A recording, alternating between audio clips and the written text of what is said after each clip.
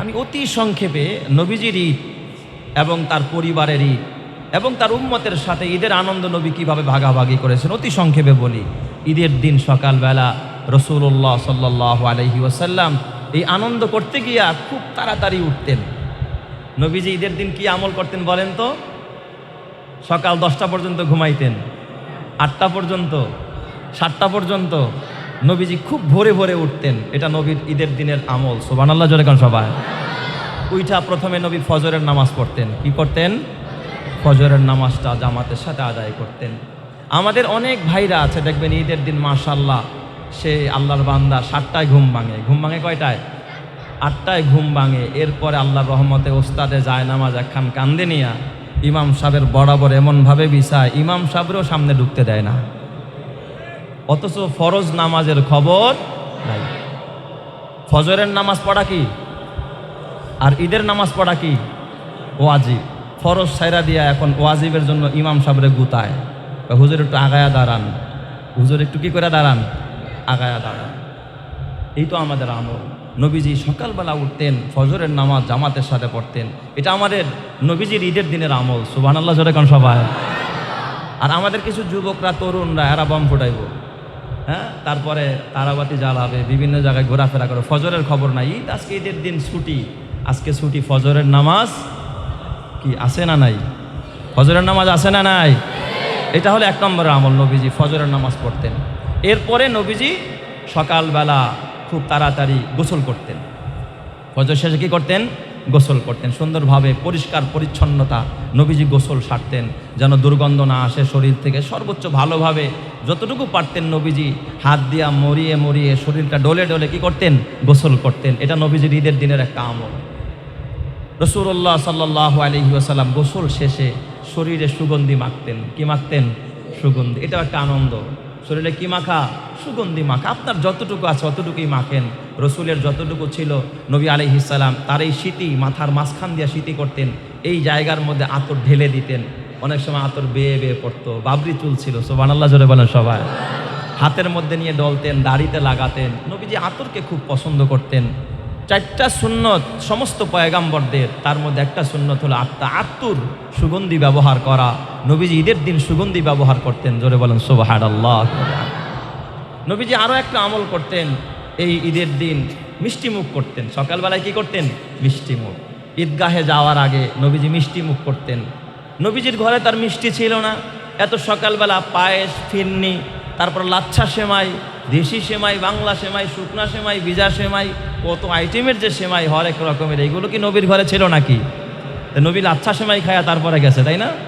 আর এত সকালবেলা পাবে কোথায়, কে রান্না করে দিবে? হ্যাঁ, নবীজি একটা আমল করতেন, সেটা হলো ঘরে যদি কোনো মিষ্টি খাবার না থাকতো নবীজি অন্তত হলে একটি খেজুর খাইতেন। সুবহানাল্লাহ জোরে কোন সবাই। একটু খেজুর সকালবেলা খেতেন, অথবা 3টা খেজুর খেতেন। বেজর খাওয়া সুন্নত।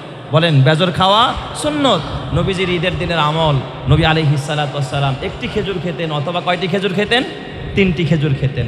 আপনার ঘরেও যদি একেবারে কিছু না থাকে, বিবির রান্না হয় নাই, একটা খেজুর তো আছে, খেজুর খান। এটাও যদি না থাকে, আপনি নবীর সুন্নত আদায় করার জন্য একটু চিনি হালকা একটু আঙ্গুলের মধ্যে নিয়ে জিহ্বার মধ্যে লাগান, যে আল্লাহ এই কাজটা আমার নবী করেছে, আমি নবীর সুন্নত, নবীজি ঈদের আনন্দ করতে গিয়ে মিষ্টি মুখ করে ঈদগাহে গেছে, আল্লাহ আমি এই জন্য চিনির একটা রোয়া আমি আমার জিহ্বার মধ্যে লাগাইলাম। 100 মানুষ শহীদ হলে যেই মর্যাদা পাইতো, ওই মর্যাদার সওয়াব আল্লাহ তার আমল নামায় দিয়ে দিবে। এরপরে নবী আলাইহিস সালাতু ওয়াস সালাম যেই রাস্তা দিয়া ঈদগাহে যেতেন, ঈদগাহে যাওয়ার পথে যাওয়ার আগে নবীজি আরেকটা সুন্নত পালন করতেন, আরেকটা কাজ করতেন, সেটা হলো সাদাকাতুল ফিতর, জাকাতুল ফিতর। নবীজি ঈদগাহে যাওয়ার আগে আগেই দিয়া দিতেন। ঈদগাহে যাওয়ার আগেই কি করতে হয়? ফিতরা আদায় করতে হয়। আমরা অনেক সময় নামাজ টামাজ পড়ে এরপরে ফিতরা দেই না, আগে দেন। আগে দিলে যেই পরিমাণ সওয়াব পাবেন, পরে দিলে ওই পরিমাণ সওয়াব পাবেন না। কারণ গরিবকে আগে দিলে গরিবও আপনার সাথে ঈদের খুশিতে একটু একাকিত হতে পারবে, একত্রিত হতে পারবে, খুশির ভাগ সে নিতে পারবে। এই জন্য নবীজি ফিতরাটা আগে আগেই দিয়া দিতেন। জোরে কোন সুবহানাল্লাহ। এরপরে নবী আলাইহিস সালাম যে পথে ঈদগাহে যেতেন, ফেরার পথে অন্য পথে কী করতেন, ঈদগাহ থেকে আসতেন, যাওয়ার পথে তাকবীর বলতেন। তো এইভাবে নবীজি ঈদের আনন্দ করতেন। আর পারিবারিকভাবে নামাজ শেষে নবীজি কিভাবে ঈদগাহে থেকে এসে কি আমলগুলো করতেন, পারিবারিক ঈদের আনন্দটা নবীর কেমন ছিল। আয়েশাই বিবিরে নিয়ে তারপর পার্কে ঘুরতে যাইতেন, কথা কয় না? হ্যাঁ, বন্ধু বান্ধব নিয়ে ঘুরতেন না। নবী আলাইহিস সালাম ঈদগাহ থেকে একদিন বাড়িতে আসলেন, বাসার মধ্যে সাথে আবু বকর সিদ্দিক, হযরত ওমর ফারুক। আয়েশা দেখে নবী আলাইহিস সালাম মা আয়েশা সিদ্দিকার হুজরায় ঢুকছেন। মা আয়েশা ছোট্ট মানুষ, তিনি তার ঘরের মধ্যে ছোট্ট ছোট্ট দুইটা বালিকা, নাবালেগা মেয়ে, বালিকা, ছোট্ট ছোট্ট দুইটা মেয়ে, এরা বুয়াস যুদ্ধের কিছু ওরা কীর্তন, ওরা সেই বুয়াস যুদ্ধের কিছু কথা সেগুলো গাইতেছিল ছন্দ আকারে, কবিতা আকারে, শের আকারে, তার মানে গানের মতো, মানে বুয়াজ যুদ্ধে কিভাবে তারা যুদ্ধ করেছে মুসলমান, এগুলো ছন্দ আকারে, পংক্তি আকারে, শের আশারের আকারে, সুরে সুরে এই মেয়ে দুইটা মা আয়েশা সিদ্দিকার হুজরার মধ্যে ওরা তালে তালে, দুইজন ছোট্ট বাচ্চা এই বুয়াজ যুদ্ধের সেই গুণগাথা কথাগুলো মা আয়েশা সিদ্দিকাকে শোনাচ্ছিলেন। আর মা আয়েশা সিদ্দিকাও খুব আনন্দ পাচ্ছিলেন। ইতিমধ্যে আবু বকর সিদ্দিক ঘরে ঢুকছেন, হযরত ওমরে ফারুক ঢুকছেন, নবীজিও ঢুকছেন। আবু বকর ঢুকে কয়, তোমরা থামো, এগুলো কি করতেছো নবীর ঘরে? তোমরা কেন, তোমরা সেই বুয়াজ যুদ্ধের সেই গুণগাথা এখন তোমরা কেন গাইতেছো, এগুলো বলতেছো? নবী আমার ডাক দিয়া বলেন, আবু বকর থামো, খবরদার, সাবধান। ও আবু বকর, বাধা দিও না, এই বালিকাদেরকে বাধা দিও না। ইন্না লিকুল্লি কওমিন ঈদান ওয়া হাযা ঈদুনা। আবু বকর, তুমি তো জানো না প্রত্যেকটা উম্মতের জন্য ঈদ আছে, আর এই যে এরা যে আনন্দ করতেছে, এরা যে ফুর্তি করতেছে, এটাই হলো আমার ঈদ। চিৎকার মেরে কন্না আল্লাহু আকবার। তার মানে নবী আলাইহিস সালাতু ওয়াস সালাম ঈদের দিন তার বিবি ছোট্ট ছোট্ট বালিকাদের সাথে এই যে কবিতা গাইতেছিলেন, কীর্তন বাবা কবিতা গাইতেছিলেন, আশার গাইতেছিলেন, ছন্দে ছন্দে তারা বুয়াজ যুদ্ধের সেই গুণগাথা কথাগুলো বলতেছিলেন। আল্লাহর নবী বারণ করে নাই, বরং ঈদের আনন্দের কারণে এই কাজ করার জন্য তাদেরকে আরো উৎসাহিত করেছেন। চিৎকার মেরে কন্না আল্লাহু আকবার। তাহলে বলেন তো, আমার নবী ঈদের দিন তার বিবিদেরকে আনন্দ করার সুযোগ দিছে কি দেয় নাই? আমরাও আমাদের ছেলে মেয়েদেরকে সুযোগ দিই। কেমনে দিই? তুই একটা ঈদের দিন খোলা ট্রাক ভাড়া করবি, খোলা ট্রাক ভাড়া কইরা তারপরে বয়ফ্রেন্ড আর গার্লফ্রেন্ড একসাথে ট্রাকের মধ্যে রাস্তা দিয়া হাঁটবি, আর বিট দিয়া এমনভাবে লাফালাফি করবি, কুরবানির সময় যেমন ষাঁড় গরুগুলো খোলা ট্রাকের মধ্যে লাফালাফি করে, এই ঈদের সময়ও দেখবেন কিছু ওই রকমের নগ্ন গরু মার্খা কিছু তরুণ আর তরুণীরা খোলা ট্রাকের মধ্যে ওই রকমের উন্মাদনা করে। কথা ঠিক না ঠিক জোরে কা? আমাদের সমাজ আছে না নাই? নবীজিকে এইগুলোর সমর্থন করেছেন না। ঘরের ভিতরে কবিতার আসর করেন, বিবিদেরকে নিয়ে করেন, হালাল তরিকায় করেন, এর বৈধতা দিয়েছেন কে? আরো জোরে বলতে হবে কে? আল্লাহ। নবী আমার মা আয়েশাকে আনন্দিত করার জন্য নবী তাকায় দেখলেন মসজিদের বাহিরে মদিনার কিছু যুবক ছেলেরা, কিছু তরুণেরা, মদিনাবাসী মক্কাবাসীর আসলে একটা খেলা আছে ওদের আনন্দ, দেখো লাঠি খেলা। লাঠি খেলা বুঝেন? এই পায়ের নিচ দিয়ে একটা লাঠি দিয়ে আর আঁকায় বাঁকায় একটু হাঁটে, এটাই ছিল ওদের আনন্দের একটা বড় খেলা। লাঠি খেলা খেলতো, এই লাঠি দিয়ে আমরা খেলতো, লাঠি দিয়ে একটু এই খেলাধুলা করতো। যুবকেরা, এখানে কোনো নারীর কোনো সংমিশ্রণ নাই, শুধু যুবকেরা, পুরুষেরা মিলে লাঠিটা পায়ে বাজায়া হেইলা দইলা একটু হাঁটতো। মা আয়েশা সিদ্দিকা ঘরের ভিতরে ঈদের আনন্দ ভাগ করার জন্য নবী আয়েশাকে ডাক দেয়, আয়েশা আমি দরজার মধ্যে পর্দা হয়ে দাঁড়ায় গেলাম, আড়াল হয়ে দাঁড়ায় গেলাম, তুমি আমার কাঁধের উপরে চোখটা দিয়া তুমি তাকায়া তাকায়া বাহিরের এই সমস্ত লোকদের খেলাগুলো দেখা তুমি আনন্দ উপভোগ করতে থাকো। চিৎকার মেরে কন্না আল্লাহু আকবার। কাউনাইন কা মুখতারে খোদা তুমকো বানায়া, কাউনাইন কা মুখতারে খোদা তুমকো বানায়া, उम्मत का निगाहबान खुदा तुमको बनाया, उम्मत का निगाहबान खुदा तुमको बनाया।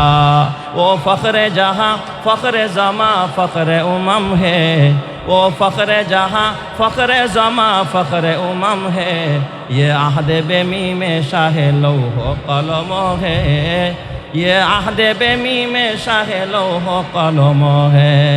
ला इलाहा इल्लल्लाह, जोरे ला इलाहा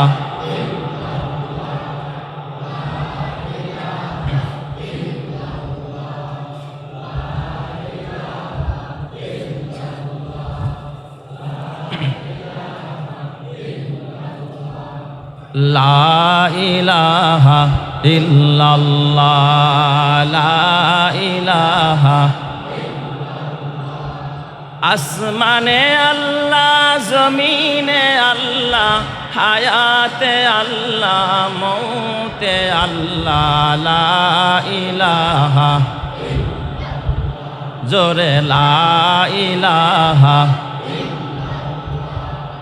লা ইলাহা ইল্লাল্লাহ, লা ইলাহা, লা ইলাহা ইল্লাল্লাহ, মুহাম্মাদুর রাসূলুল্লাহ সাল্লাল্লাহু আলাইহি ওয়াসাল্লাম। এই জন্য আমার বাবা আপনার হাতে পায়ে ধরে বলি, আপনি তো আর নবী না, আপনার বিবি তো আর নবীর বিবি না, আপনার পরিবার তো আর নবী পরিবার না। আপনার হয়তোবা নবীর মতো হুবহু ওইভাবে আপনি অক্ষরে অক্ষরে পালন করতে পারবেন না, কিন্তু চেষ্টা করার মতো শক্তি আল্লাহ আপনাদেরকে দিছে কি দেয় নাই? বলেন তো, নবীর মতো সুন্নত আদায় কইরা আমরা আনন্দেও নবীকে ফলো করব, বিনোদনে নবীকে ফলো করব, নবী পরিবারকে ফলো করব, আমরা দুঃখে কষ্টে ঈদে সব সময় একজনকে ফলো করব, চিল্লায় বলতে হবে তিনি আমার নবী। কথা ঠিক কিনা? আপনি যদি চেষ্টা করেন এটার সফলতা বয়ে এনে দিবেন যিনি, তিনি কে? আমরা মানুষ হইয়া নবীকে ফলো করতে পারি না, অথচ পশু হইয়া নবীকে ফলো করে আসে না নাই? জঙ্গলের পশু আমার নবীকে অনুসরণ করতে চায়। খুজাইমা রাদিয়াল্লাহু তাআলা আনহু একজন বড় সাহাবী, তিনি riwayat করেন, বর্ণনা করেন, দো জাহানের নবী রহমতে আলম নবী একদিন বাজারে গেছে। বাজারে গিয়া নবীজি আমার একটা ঘোড়া কিনছেন। ঘোড়া, নবীর পকেটে টাকা নাই। বলেন তো, কিছু ক্রয় করতে হলে টাকা লাগে কি লাগে না? টাকা লাগে। নবীজি টাকা নাই, একটা ঘোড়া কিনছে। ঘোড়া কেনার পরে ঘোড়ার মালিককে বলছে, আচ্ছা তুমি আমার সাথে আসো, বাড়িতে গিয়ে আমি তোমারে কি দিয়া দিব? টাকা দিয়া দিব। এমন হয় কি হয় না? তো ঘোড়ার মালিক ঘোড়া নিয়ে পেছনে পেছনে যাচ্ছিল আর নবীজি আগে আগে যাচ্ছিল, কিন্তু নবীজি দ্রুত হাঁটতেছিলেন, ঘোড়ার মালিক একটু পিছনে পড়ে গেছে। নবী কেন দ্রুত হাঁটলেন? যে সে পাওনাদার, যত দ্রুত আমি পারি তার পাওনা কি করব? পরিশোধ করে দিব। এই জন্য রাস্তায় নবী বিলম্ব করে নাই, দ্রুত হাঁটছেন নবীজি, আর ঘোড়াওয়ালা ধীরে ধীরে ঘোড়া নিয়ে নবীর পিছনে পিছনে হাঁটতেছিল। নবী অনেক আগে চলে গেছে, ঘোড়াওয়ালা, ঘোড়ার মালিক যিনি একটু পিছনে পড়ে আছে। আসলে ঘোড়ার বেচা কিনা হয়ে গেছে নবীজির সাথে। পথিমধ্যে কিছু লোক যখন দেখবেন কোরবানির সময়, বিভিন্ন সময় মানুষ কোনো পশু পাখি হাটে নেয়, রাস্তার মধ্যেও তো কিছু কাস্টমার দাঁড়ায়, দাঁড়ায় কি দাঁড়ায় না? কিছু কাস্টমার এরা ঘোড়াটা দেখে পছন্দ করছে, কারণ নবীর পছন্দ তো সবারই কি হয়? পছন্দ হয়। জিজ্ঞাসা করছে, ও ঘোড়ার মালিক, এই ঘোড়া বিক্রি করবা? তোমার ঘোড়ার দাম কত? আচ্ছা, আপনারা যদি বুঝে থাকেন তাহলে তার এই ঘোড়ার মালিকের উত্তর দেওয়া দরকার ছিল কি? ঘোড়া বিক্রি হয়ে গেছে। মাশাআল্লাহ। কি উত্তর দেওয়া দরকার ছিল? ভাই ঘোড়া বিক্রি হয়ে গেছে, এই ঘোড়া দামাদামি করে লাভ নাই। কিন্তু এই ঘোড়ার মালিকের ভিতরে ছিল লোভ। সে কয়, দাম কত দিবা? আর সেও তো জানে না যে এই ঘোড়া নবীজি কিনছে, আর নবীও কাছে নাই যে নবী বলবে যে আমি কিনছি, তোমরা কেন কিনবা? নবী তো অনেক দূরে আগে আগে চলে গেছে। ঘোড়ার মালিক চিন্তা করে, দেখি একটু দামটা হাঁকায়া দেখি কত দাম কয়, কম কয় না বেশি কয়। ঘোড়া যখন সুন্দর, নবী কিনতে চাইছে, এই ঘোড়ার সৌন্দর্য আরও বাড়ায়া দিছে কে? কারণ এই ঘোড়ার প্রতি নজর লাগছে কার? মুহাম্মদুর রাসূলুল্লাহ সাল্লাল্লাহু আলাইহি ওয়াসাল্লাম। তখন ঘোড়ার মালিক, আচ্ছা তুমি কত দিবা? তো নবীজি যেই দামে ঘোড়া কিনছে সে তার থেকে কয়েক দিরহাম বাড়ায়া বলছে, কয়েক দিরহাম বাড়তি বলছে। তাহলে বলেন তো, এই দিরহামের প্রতি, টাকার প্রতি একটা মানুষের লোভ কম না বেশি? তার লোভ লেগে গেছে, আরে আমি মোহাম্মদের কাছে যেই দামে বেচছি, এখন তো ঘোড়ার দাম কি কয়? বেশি কয়। পিছন থেকে ডাক দিছে, ইয়া মুহাম্মদ ইবনে আব্দুল্লাহ তাআল কিফ, মোহাম্মদ দাঁড়াও, তোমার সাথে কথা আছে। কয়, কি কথা?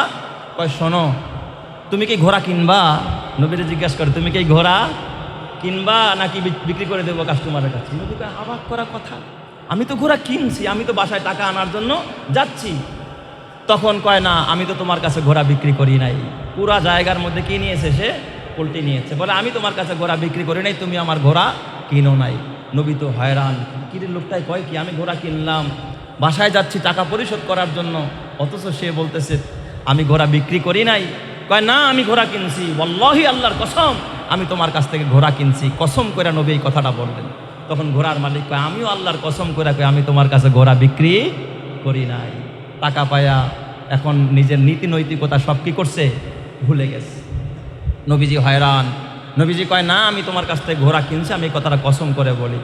এক পর্যায়ে ঘোড়ার মালিক সে বলতেছে, যদি তুমি কসম করে বলতেছো ঘোড়া কিনছো তাহলে সাক্ষী আনো। তুমি যে আমার কাছ থেকে ঘোড়াটা কিনছো তুমি সাক্ষী আনো। আর নবী যখন ঘোড়া কিনছেন তখন কাছে কেউ ছিল না, কোনো মানুষ ছিল না। নবীজি বিব্রত বোধ করতেছে, আরে আমি সাক্ষী পাবো কোথায়? আমি তো ঘোড়া কিনছি, তোমার সাথে আমার কথা হয়েছে, আমি তো কোনো সাক্ষী রাখি না। কিন্তু নবীজির মন খারাপ, নবীজির চেহারাটা মলিন হয়ে গেল। হায় হায়, লোকটা আমারে মিথ্যাবাদী বানাইতে চায়। হাদিসের কিতাবের মধ্যে লেখে, আল্লাহর নবীর একজন সাহাবী, তার নাম হযরতে খুজাইমা রাদিয়াল্লাহু তাআলা। তিনি দূর থেকে দেখলেন নবীজি চেহারাটা মলিন, নবীর সাথে এই বিক্রেতা ধোঁকাবাজি করতেছে, নবীর সাথে প্রতারণা করতেছে। দৌড়ায়া হযরতে খুজাইমার কাছে আসলেন, ডাক দিয়া বললেন, ওয়াল্লাহ, আল্লাহর কসম করে বলি, ও বিক্রেতা, আল্লাহর কসম করে বলি, তুমি যে এই ঘোড়াটা আমার নবীর কাছে বিক্রি করেছো, এই ব্যাপারে আমি নিজেই সাক্ষী দিয়া দিলাম। আমি সাক্ষী হইয়া বললাম তুমি ঘোড়াটা আমার নবীর কাছে বিক্রি করেছো। চিৎকার মেরে কন্যা আল্লাহু আকবার। আমি সাক্ষী দিলাম তুমি ঘোড়া বেচছ। এই সাক্ষী শোনার পর নবী আমার হয়রান, হায় হায়, ঘোড়া কেনার সময় তো খুজাইমার কাছে দেখি নাই, এই সাহাবী যে সাক্ষী দেয় ও তো ঘোড়া বিক্রির সময় কাছে ছিল না, ও আমারেও দেখে নাই, ঘোড়াকেও দেখে নাই, ঘোড়ার মালিকরেও দেখে নাই, সে কি করে সাক্ষী দেয়? নবীজি ডাক দিয়া কয়, খুজাইমা, এই বিপদের মুহূর্তে আমার কোনো সাক্ষী ছিল না, তুমি কোথার থেকে আসলা, কেমনে তুমি সাক্ষী দিলা? খুজাইমা চোখের পানি ফালায়া দিয়া ডাক দিয়া বলে, ওগো মুহাম্মদ ইবনে আব্দুল্লাহ, ওই জাতের কসম করে বলি যার কুদরতি কবজায় আমি খুজাইমার জীবন, আমি আপনাকে ছোট্টবেলা থেকে দেখি মক্কার জমিনে জীবনে কোনোদিন মিথ্যা কথা বলতে দেখি নাই, কারো সাথে প্রতারণা করতে দেখি নাই, ছলনা করতে দেখি নাই।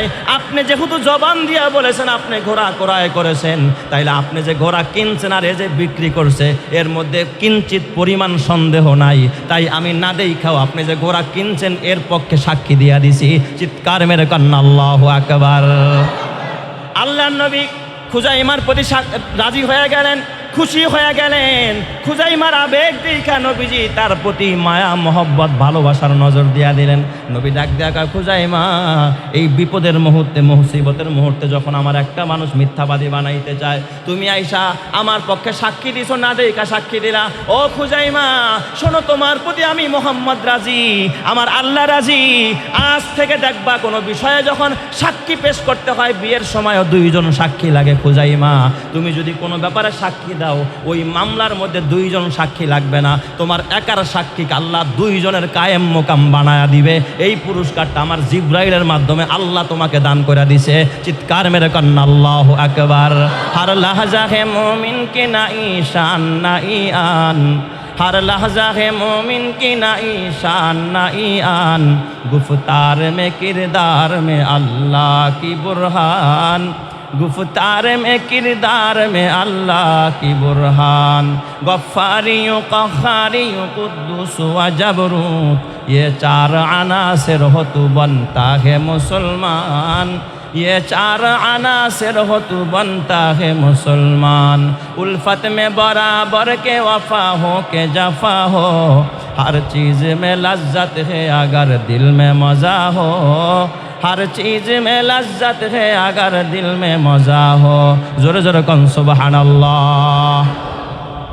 ए আমার বাজান, এই কথা বলার পর এবার ইহুদি কয় ঠিক আছে, ওই বিক্রেতা কয় ঠিক আছে, নেন আপনি ঘোড়া নিয়ে যান। নবীজি ডাক দিয়া বলে, না না, তুমি আমাকে মিথ্যাবাদী বানাইতে চাইছিলে, আমি তোমার ঘোড়া আর নিব না।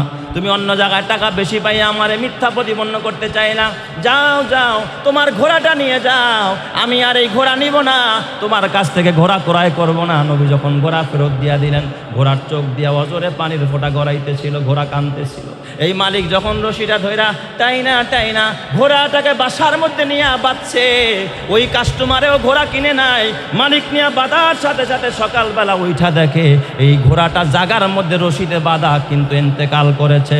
এ আমার বাবা মুফাসসিরিনে কেরাম লিখেছে, এই ঘোড়া চিন্তা করে দেখলো, আল্লাহ আরেকটু হইলে নবীর বাড়ির কাছাকাছি গেছিলাম, নবীর কাছে চলে গেছিলাম, নবীর সোহবত পাইছিলাম, নবী যদি আমারে কিনতো, আমার গায়ে নবীর হাত লাগতো, আমার চেহারার দিকে নবীর চেহারা লাগতো, নবীর চেহারা লাগলে আমি ঘোড়া জান্নাতি হয়ে যাইতাম। আমার ওই বাড়ির দরজা থেকে টাই নাই না, ও আজকে নিজের কাছে নিয়ে আসছে, যেই ঘোড়া নবীর ঘরে থাকতে দেয় নাই, এই জন্য আমি ঘোড়া তোর ঘরেও থাকবো না, আমি আমার মালিকের ডাকে সাড়া দিয়ে চলে যাব।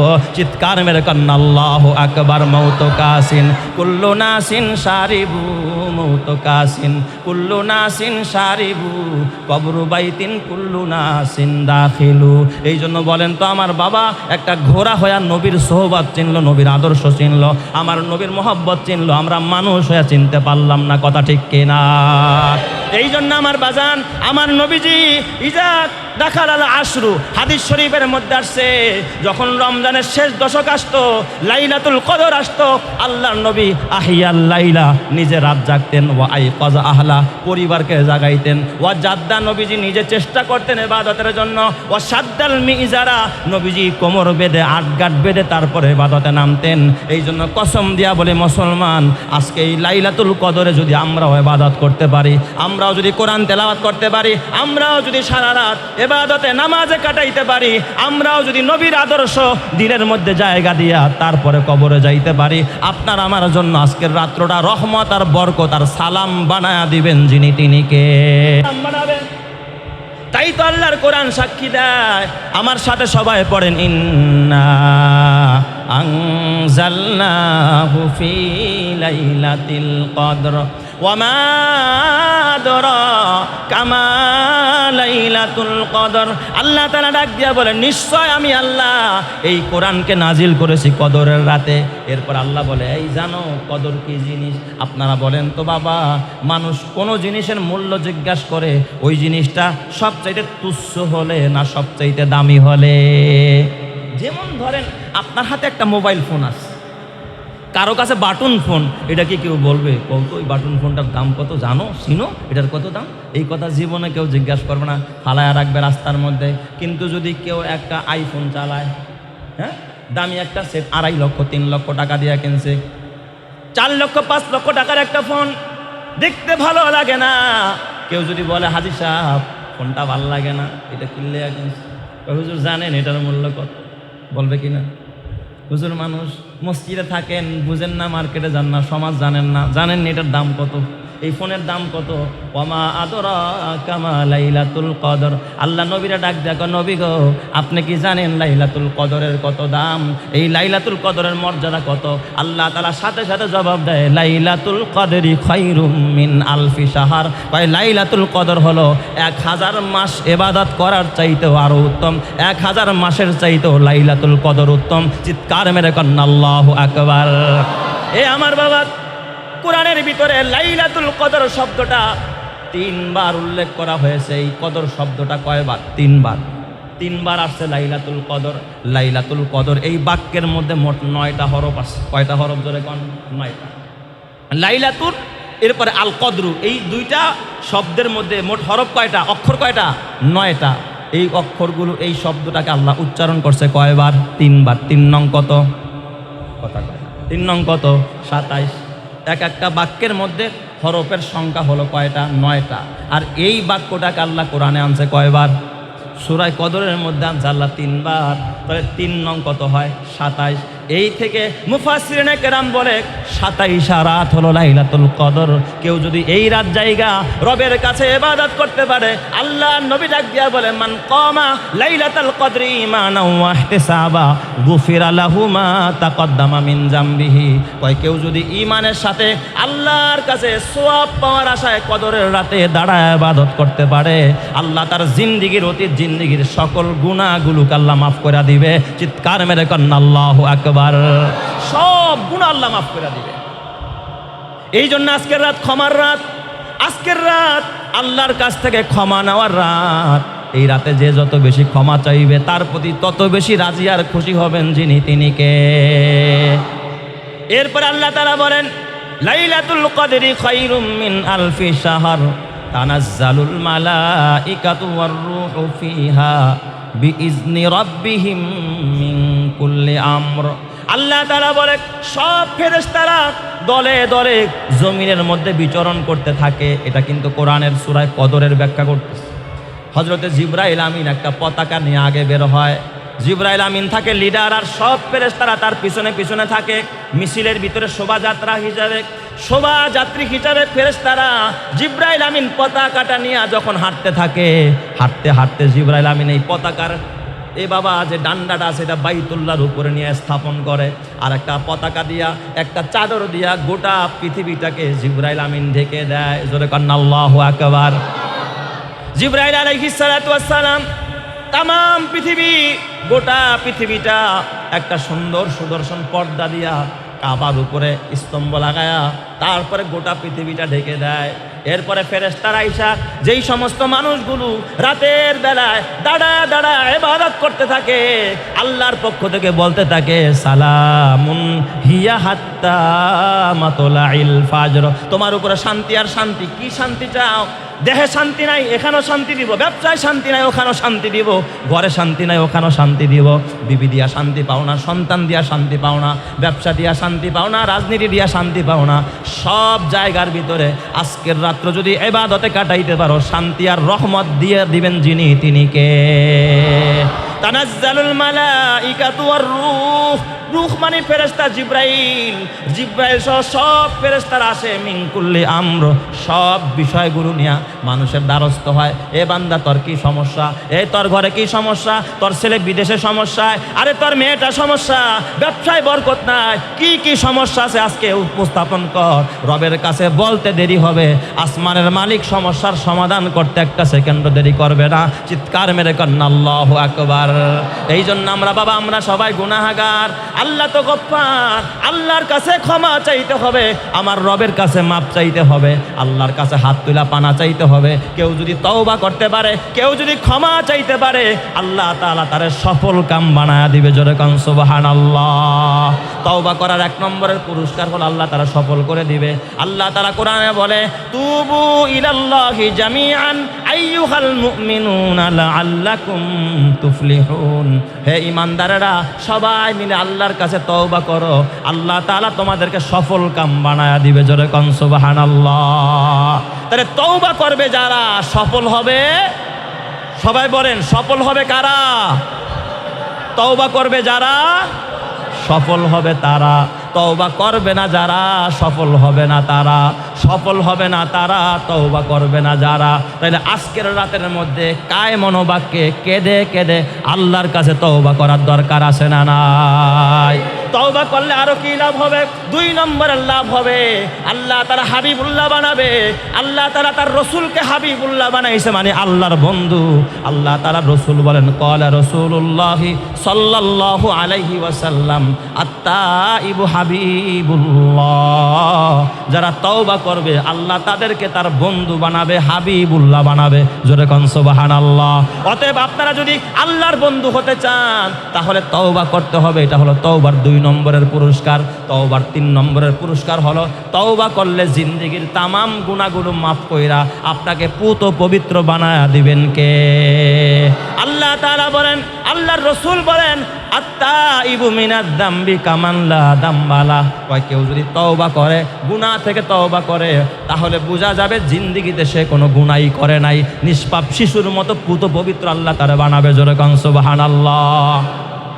4 নম্বরের পুরস্কার, কেউ যদি তওবা করে আল্লাহ তাআলা বরকত আর বরকত দিবে। ব্যবসায় বরকত, সংসারে বরকত, ঘরে বরকত, পরিবারে বরকত, সব জায়গার মধ্যে বরকত। আল্লাহ তাআলার কোরআন বলে ফাকুল তুস্তাগফিরু রাব্বাকুম ইন্নাহু কানা গফফারা।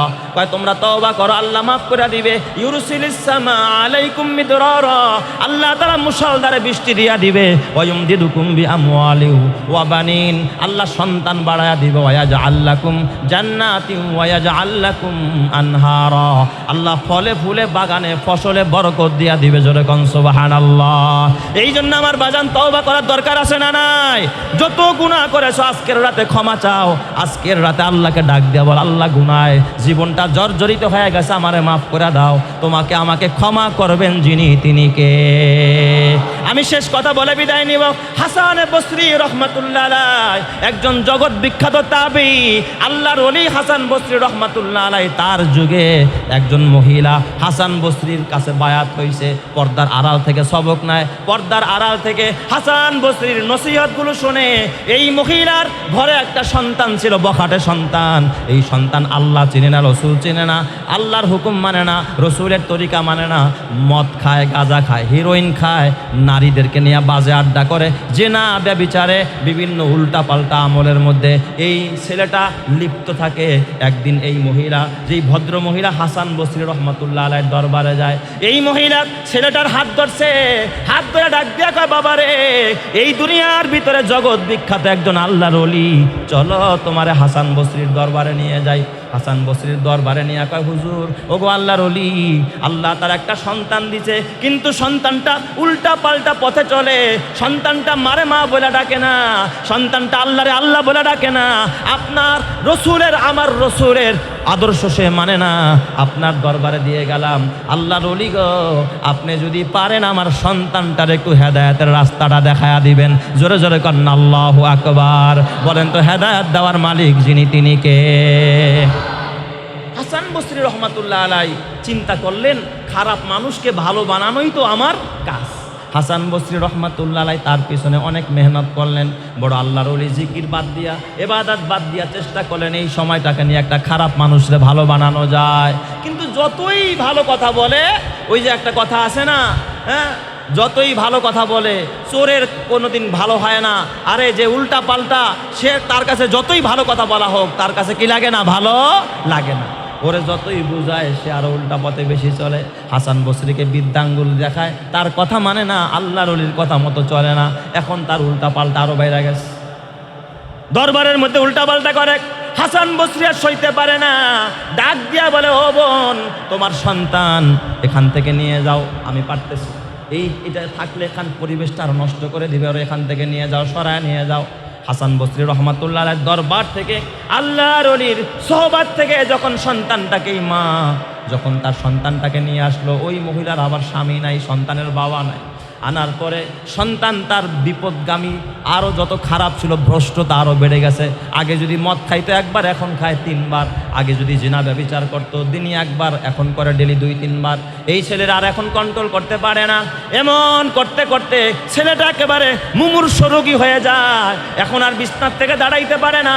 এখন মুমূর্ষ রোগী, তার কাছে কেউ যায় না, তার খোঁজ খবর নেয় না। ছেলেটা তো হতাশ হয়ে গেছে। এখন একদিন বিছনার মধ্যে পড়ে, এখন আর মদও খাইতে পারে না, জেনাও করতে পারে না, মানুষের সাথে গিয়ে হুমকি ধমকিও দিতে পারে না। এখন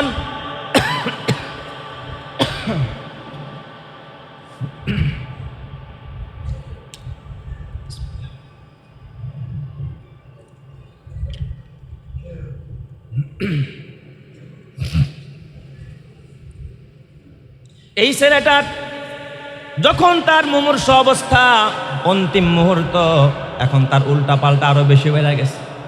দেখবেন যখন কোন, ওই যে কয় না, উই পোকা কখন উড়ে, যখন তার মরণের সময় আসে, এখন সে বাড়াবাড়ি আরো বেড়ে গেছে। কিন্তু অন্তিম মুহূর্ত, এই সময় সে কাউরে কাছে পায় না, তাকে সহযোগিতা করার, হেল্প করার মতো কোনো মানুষ নাই। এখন ছেলেটা মাথার মধ্যে চিন্তা ঢুকলো, আল্লাহ, এই অবস্থা যদি আমার মরণ হয়, আমার দুনিয়াও গেছে, আখেরাতও বরবাদ। কারণ এখন তো আমার কাছে কেউ আসে না, কেউ আমার খেদমতো করে না, আমার খোঁজ খবরও নেয় না, মাও আমার প্রতি নারাজ, হাসান বসরিও নারাজ, সমাজের মানুষও আমার প্রতি নারাজ। যেহেতু সব মানুষ নারাজ, তাহলে আরশের মালিক আল্লাহও আমার প্রতি বড় নারাজ। এই ছেলেটা তার মাকে অন্তিম মুহূর্তে ডাক দেয়া কয়, মা গো, ও মা, তুমি একটু কাছে আসো। কয়, কি বাবা বলো, তোমার কি অবস্থা বলো, এতবার বুঝাইলাম তুমি ভালো হয়ে যাও, আল্লাহর ওলির কাছে গিয়া তুমি ভালো হইলা না। ছেলেটা ডাক দিয়া কয়, আম্মা গো, তুমি একটা কাজ করো, এখন তার ভালো হওয়ার সময় নাই আম্মা, তবে তুমি একটা কাজ করো, তুমি হাসান বসরি রহমাতুল্লাহ আলাইহির কাছে যাইবা। হাসান বসরি আল্লাহর ওলিকে যায় বলবা যে, আমার ছেলে তো অন্তিম মুহূর্তে যে কোনো সময় মারা যাইতে পারে, আমার ছেলে মারা গেলে তো মানুষ দূর দূর করে তাড়ায়া দিবে, কেউ তার জানাজাও পড়তে চাবে না, কেউ তারে কবরে নামাইতে চাবে না, কারণ আমি তো একটা খারাপ মানুষ। মা গো, তোমার হাতে পায়ে তোরা বলি, মা, এতদিন বুঝি নাই, তুমি হাসান বসরিকে গিয়া বুঝায় বলবা, আল্লাহর ওলি গো, আমার সন্তান ওসিয়ত করে গেছে, আমার সন্তান মরে গেলে আপনি হাসান বসরি গিয়ে আমার সন্তানটার একটু জানাজা পড়াবেন। চিৎকার মেরে কন্যা আল্লাহু আকবার। মা তুমি এই আবদারটা হাসান বসরিকে বলবা, সে যেন আইসা আমার কি করে জানাজার নামাজটা একটু পড়ে। এই মহিলা সন্তানের প্রতি তেমনি মায়া, যদিও সন্তান খারাপ কিন্তু মা কোনোদিন সন্তান ভুলতে পারে না। মা গিয়া বলে, আল্লাহর ওলি গো, আপনি দয়া কইরা মায়া কইরা আমার সন্তান মুমূর্ষ রোগী, যে কোনো সময় মারা যাইতে পারে, সন্তান আমার ওসিয়াত করছে, আপনি আমার সন্তান মারা গেলে আমার সন্তানটার একটু কবরে নামাবেন, তার জানাজাটা পড়বেন, এই ওসিয়াতটা সে করেছে। হাসান বসরি ডাক দিয়া বলে, ও মা, না না, তোমার সন্তানের কারণে আমার অনেক ইবাদতের মধ্যে ত্রুটি হয়েছে। তোমার সন্তানরে বুঝাইতে গিয়া ওরে না বুঝাই আমি ইবাদত করতে পারতাম, ওরে এত সময় দিলাম, আমি মুতালা না করে কোরআন তেলাওয়াত না করে এই সময়টা আমি ওর পিছনে দিছি, কিন্তু এক কিঞ্চিত পরিমাণ ভালো হয় না, ও আমার অনেক কষ্ট দিচ্ছে। না গো মা, আমি তোমার সন্তানের জানাজায় আমি কোনোদিন যাইতে পারবো না। হাসান বসরি ডাইরেক্ট ডিনাই করে দিলেন, না করে দিলেন। মহিলাটা যখন চলে আসলো, সন্তানকে ডাক দিয়া কয়, কপাল পোড়া, তোর দুনিয়াও বরবাদ, আখিরাতও বরবাদ। তুই আল্লাহর ওলিরে কষ্ট দিছস, আল্লাহর ওলি অস্বীকৃতি জানাইছে, তোর জানাজা আসবে না। এবার ছেলেটা কান্নায় জুড়ে পড়েছে, আল্লাহ আমার দুনিয়াও শেষ, আখিরাতও শেষ। চোখের পানি ফালা কান্দে, আমার মাও আমারে ভালোবাসে না, হাসান বসরি আমার জানাজা আসতে চায় না। আল্লাহ গো, আমার সব শেষ হয়ে গেল, এখন তো আমার চোখে মুখে আমি কিচ্ছু দেখি না। চোখের পানি ফালায়া আল্লাহকে ডাকে আর বলে, আল্লাহ আমি এত বড় নাফরমান, কিন্তু তুমি তো রহমান। আল্লাহ তোমার রহমান ও রহিম নামের উসিলায়, গফফার ও গফুর নামের উসিলায় তুমি আমার জিন্দিগির গুনাহ মাফ করে আমারে পবিত্র বানায়া দাও। চিৎকার মেরে কন্যা আল্লাহু আকবার। তওবা করা আরম্ভ করছে, চোখের পানি ফালায় কান্না আরম্ভ করছে। যেই দিন তওবা করেছে তার তওবা আল্লাহ কবুল করে ফেলাইছে। আল্লাহু আকবার বলেন। তওবা কবুল হয়ে গেছে। তওবা করার পর ওই রাতেই তার ইন্তেকাল হয়ে যায়। রাতের বেলায় হাসান বসরি রহমাতুল্লাহ আলাই স্বপ্নের মধ্যে দেখতেছে, হাসান বসরিকে আল্লাহ তাআলার পক্ষ থেকে ইলহাম হয়ে গেছে, ডাক দেখাও, হাসান হেদায়েতের মালিক তুমি না, ক্ষমা করার মালিক তুমি না। হাসান রে, আমার এক গোলাম অন্যায় করেছে, অপরাধ করেছে, কিন্তু আমার কাছে তওবা করেছে, তোমাকে জানাজার অনুরোধ করেছে, তুমি কেন রক্ষা করলা না, তুমি কেন তার কথা মানলা না? হাসান তাড়াতাড়ি যাও, আমার ওই বান্দার জানাজার নামাজ তুমি পড়াইবা, তোমার নিজ হাতে ধইরা তার কবরে নামাইবা। চিৎকার মেরে কন্যা আল্লাহু আকবার। মহিলা কিচ্ছু জানে না, সন্তান রাতের বেলা ইন্তেকাল করেছে, চিন্তা করছে একটা বখাটের সন্তান, খারাপ ছেলে, তাকে রাতের আধারে সকাল সকাল তারা জানাজা দিয়া দিব, কোনো রকম একজন দিয়া। কিন্তু ফজর শেষ হতে না হতেই তাকায় দেখে আল্লাহর ওলি হাসান বসরি রহমাতুল্লাহ আলাই তার এক বিশাল কাফেলা নিয়া, আল্লাহর ওলিদের এক কাফেলা নিয়া তার ছেলের জানাজায় হাজির হয়ে গেছে। চিৎকার মেরে কোন সুবহানাল্লাহ। মহিলা অবাক হয়ে যায়, হায় হায়, হুজুর না করলো তারপরে কেন আমার ছেলের জানাজা পড়াইলো, কবরে নামাইলো। ডাক দেয়া, আল্লাহর ওলি গো, বুঝি নাই, আপনি অস্বীকৃতি জানাইলেন, আজকে কেন আবার আমার ছেলের জানাজা আপনি আসলেন? এবার হাসান বসরি ডাক দেয়া, মা গো, আমি তো শুধু বাহ্যিক দেখি, অভ্যন্তরটা দেখি না, ভিতরটা তো আমার আল্লাহ ছাড়া কেউ দেখে না। ও মা, তোমার ছেলে ভিতরে ভিতরে আল্লাহর কাছে এতটা তওবা করেছে, আল্লাহ তাআলা ওর ভিতরটাকে পবিত্র বানায়া দিছে, আল্লাহর পছন্দের হয়ে গেছে। আমি হাসান বসরির মতো মানুষকে আল্লাহ রাতের বেলায় জানায়া দিছে, আমি যেন তার জানাজা পড়ি, তার কবরে নামাই। আমি আল্লাহর হুকুমে তোমার সন্তানের জানাজা পড়ার জন্য, কবরে রাখার জন্য আমি হাজির হয়ে গেছি। চিৎকার মেরে কন্যা আল্লাহু আকবার।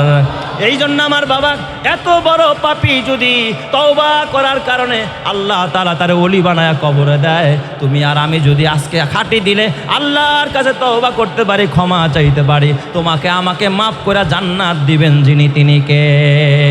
এই জন্য আজকের রাতে তওবা করার জন্য, ক্ষমা চাওয়ার জন্য, কোরআন পড়ার জন্য, নফল ইবাদত করার জন্য, দান খয়রাত করার জন্য কারা কারা প্রস্তুত আছি? দুইটা হাত আল্লাহরে দেখায়। নারায়ে তাকবীর।